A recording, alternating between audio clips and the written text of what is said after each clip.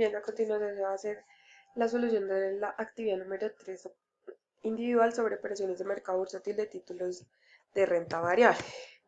Bien, eso lo vamos a ver por encima, ya que en la exposición anterior, una de las anteriores, ya se había explicado.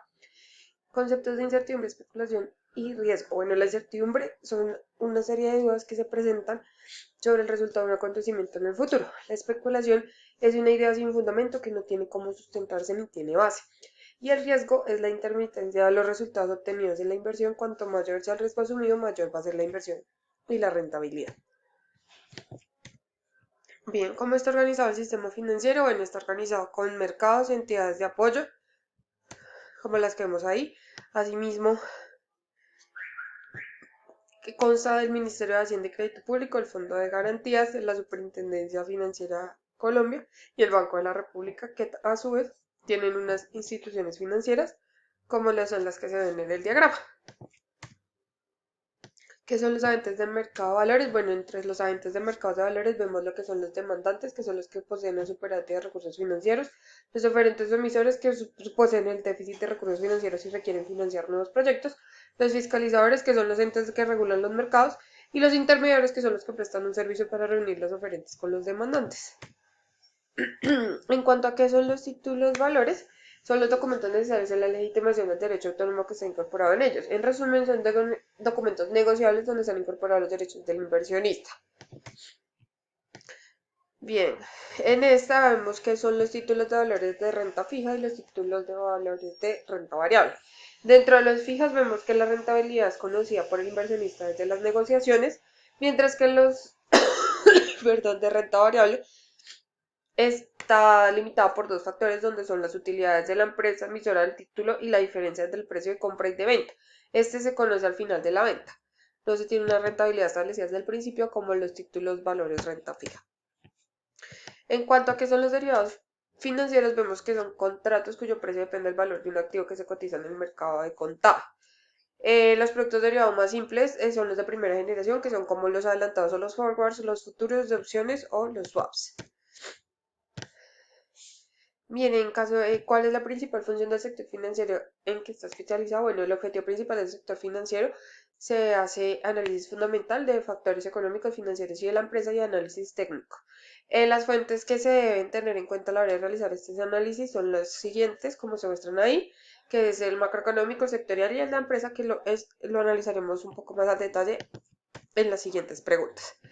Bien, en cuanto a la herramienta de emisión de acciones para qué se utiliza, vemos que una acción hace referencia a un activo financiero o un título que constituye una fracción del capital de una sociedad anónima, como es lo de una empresa. Entonces, las compañías emiten acciones cuando necesitan capital para invertir en costos.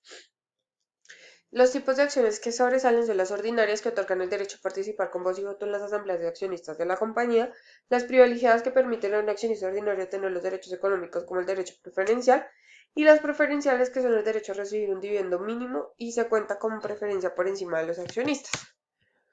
¿Dentro de qué depende la rentabilidad de las acciones? Bueno, la rentabilidad de las acciones depende principalmente del mercado y de los factores económicos. En este caso vemos el reparto de dividendos entre accionistas, que es el mercado de la empresa o donde se pertenece, y la plusvalía o minusvalía por la evolución de la cotización en el mercado.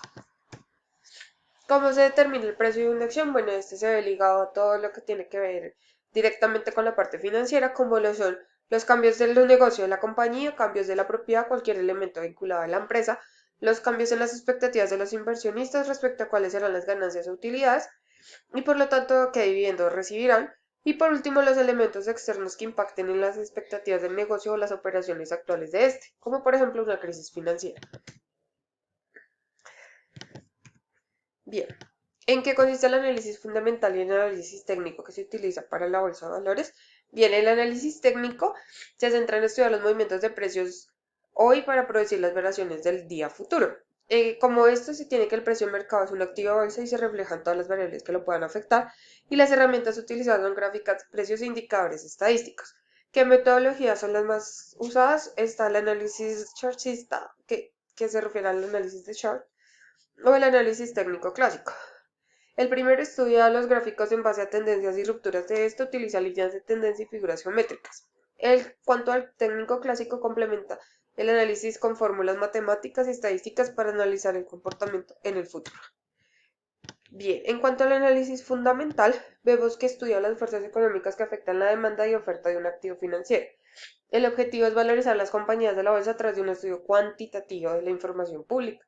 Y dentro de las herramientas, vemos que están los datos socioeconómicos y resultados financieros, como los balances, reportes y demás.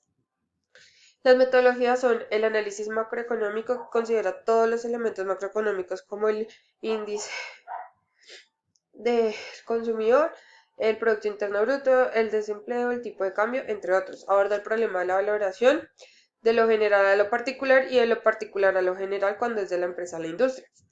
Está como la otra metodología, los métodos de valoración por descuento, que puede ser por beneficios, por dividendos o cash flow. El método de valoración relativo, que usa los distintos ratios. Los sistemas fundamentales como el modelo de Graham, de Foolish-Ford y Ernest Management. El análisis sectorial y por último el horizonte de inversión, que es a largo plazo y ocupa datos históricos.